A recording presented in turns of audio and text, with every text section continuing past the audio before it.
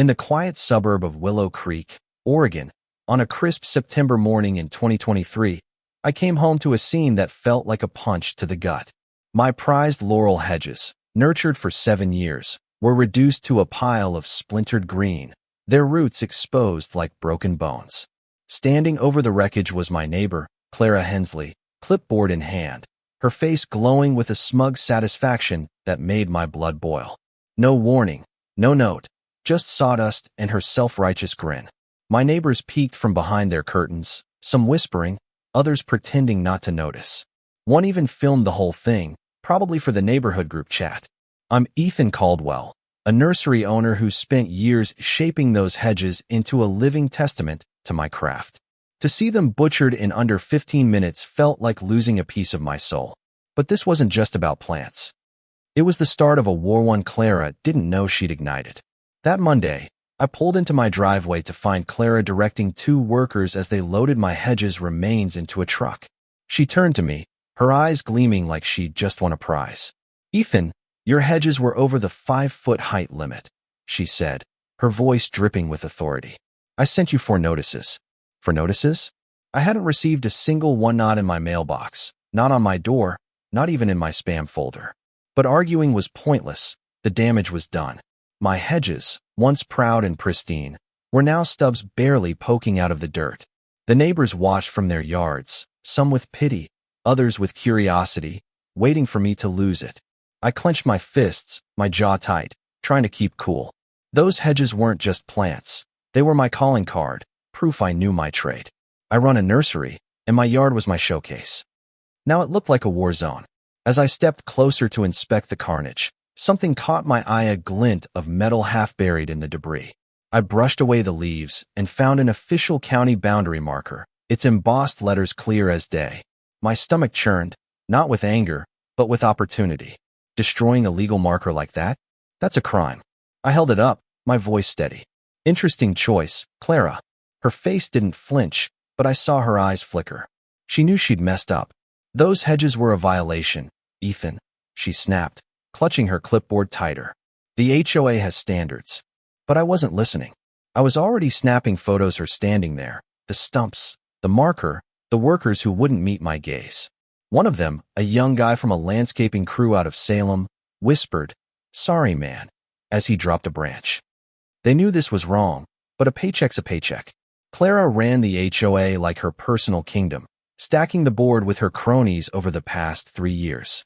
She'd driven out anyone who dared question her, leaving only puppets who nodded along. But that marker changed everything. My friend Noah, who works in the city's planning office, saw it in my hand and raised an eyebrow. "Is that what I think it is?" he asked, loud enough for the growing crowd to hear. "Destroying a county marker is a felony." Clara's confident mask slipped, just for a second. The neighbor's old Mr. Larson with his evening whiskey, the Thompsons pretending to check their mail, were all ears now. This was better than reality TV. The next morning, a neon orange violation notice was taped to my door with enough adhesive to survive a storm. Immediate action required. It screamed, fining me $600 for unmaintained landscaping. The irony was laughable. She destroyed my hedges, then fined me for not having them. By noon, she'd blasted the neighborhood email with a newsletter titled "Community Standards Upheld," complete with a doctored before photo of my hedges looking wild and an after shot making my yard look like a dump. She'd been planning this, setting me up to look like the villain. I searched my emails for her so-called notices. Nothing. Not a trace. She'd lied, and I was done playing nice. Noah met me at City Hall that afternoon, a folder tucked under his arm. "I did some digging," he said, flipping it open. Court records from 2018 showed Clara had lost a $25,000 lawsuit for moving a neighbor's fence without permission. The judge had called her actions a blatant abuse of power. Better yet, Noah had receipts showing she'd billed $18,000 in HOA funds to Evergreen Landscaping for her own yard, disguised as community maintenance. His cousin at Evergreen confirmed it'd been getting VIP service on the HOA's dime. Then Noah showed me something even better. A city program protecting public art installations from HOA interference. If I built a wall and got it designated as art, Clara couldn't touch it. My mind raced. This wasn't just defense, it was a chance to turn her own game against her. Clara called an emergency HOA meeting for Wednesday night, emailing everyone in all caps about neighborhood degradation. She thought she'd humiliate me in front of all 120 households. Big mistake. Noah and I spent hours preparing our own presentation court records, fake notices, embezzlement proof, and photos of that destroyed marker. We even got a quote from my original landscaper. Replacing those hedges would cost $18,000. Game on. The community center was packed that Wednesday, the air thick with tension. Clara stood at a podium, her projector flashing slides of my non-compliant hedges, complete with fake charts and edited photos. She'd gone all out, even graphing my hedge height against acceptable limits. Some residents think they're above the rules, she said, glaring at me. I stood up, calm but firm. Clara, can you show proof of those 4 notices? Certified mail receipts, maybe? The room went quiet. She fumbled with her remote, accidentally flipping back through her slides. This isn't a courtroom, she stammered. Noah stood, holding the HOA bylaws. Actually, Section 14 requires proof of notification for any fines. The crowd murmured. Someone yelled, "Show the proof." Others chimed in. Clara was losing them. Then I dropped the bomb. Speaking of violations, let's talk about the county boundary marker you destroyed. I held it up, the metal glinting under the lights. That's a criminal offense, Clara. Fines up to $12,000. The room exploded in whispers. Phones came out, people Googling the law. Clara's face went red. That's irrelevant, she snapped, but her voice cracked. Noah stepped forward with his folder. And let's discuss the $18,000 in HOA funds you spent on your own yard. He held up receipts, passing copies to the stunned board members. The room turned on her. Stories poured out fines for too bright welcome mats, wrong shade shutters, even a too modern doorbell. Someone motioned for an audit. Another called for Clara's removal. The votes were overwhelming. 89-4 to oust her, 95% for an audit. Clara fled the room, her papers scattering, her sobs echoing in the hall. Thursday morning, a surveyor arrived, his van marked with official county decals.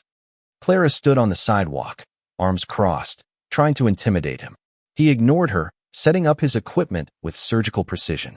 After 2 hours, he called me over, speaking loud enough for the crowd now, with lawn chairs and coffeeto here. Mr. Caldwell, your hedges were entirely on your property. Your line extends 2.4 feet beyond where they stood. Clara made a choked sound. He continued, that destroyed marker? Official county property. A felony to damage. Then he turned to Clara. Ma'am, your driveway encroaches 2.2 feet onto your neighbor's lot. Your fence is 3.1 feet over their line, and your shed violates setbacks by 4 feet. Oh, and that oak you cut down last year? City property. You owe $14,000. The crowd gasped. Clara's neighbor, who'd hated her since she fined him for unauthorized roses, looked ready to sue on the spot. I filed for a 6-foot cinder block wall permit, citing the city's public art program. Clara tried to block it, harassing the city inspector with daily calls. But Monday, the inspector, a no-nonsense guy named Carl, approved it. City code trumps HOA rules, he told her sharply when she screamed about neighborhood character. Construction began Tuesday at 6 a.m. Clara called the cops, claiming noise violations. 2 officers arrived, but my permits were airtight. Most organized paperwork I've seen in years, one said, shutting Clara down. She stood there all day, filming, ranting to the neighborhood's online page. Then she slipped, muttering into her phone. I cut those hedges to teach him a lesson. Noah screen recorded it. Checkmate. The wall went up in 3 days, solid and unyielding. Neighbors brought me drinks, snacks, even dumplings, parading past Clara's sunburned scowl. By Friday it was done. The mosaic artist arrived, working under tarps for a week. Clara tried one last desperate move, an HOA vote to ban walls over 4 feet. It failed spectacularly. People were done with her. That night, at another chaotic meeting, residents voted 94% to remove her permanently. An audit was ordered, revealing $47,000 in embezzlement, fake conferences, paid harassment, personal landscaping. The DA filed charges, felony fraud, destruction of government property. Clara took a plea probation, $58,000 restitution, for 100 hours planting flowers under supervision, banned from HOA boards for life. The mosaic unveiling was a neighborhood event.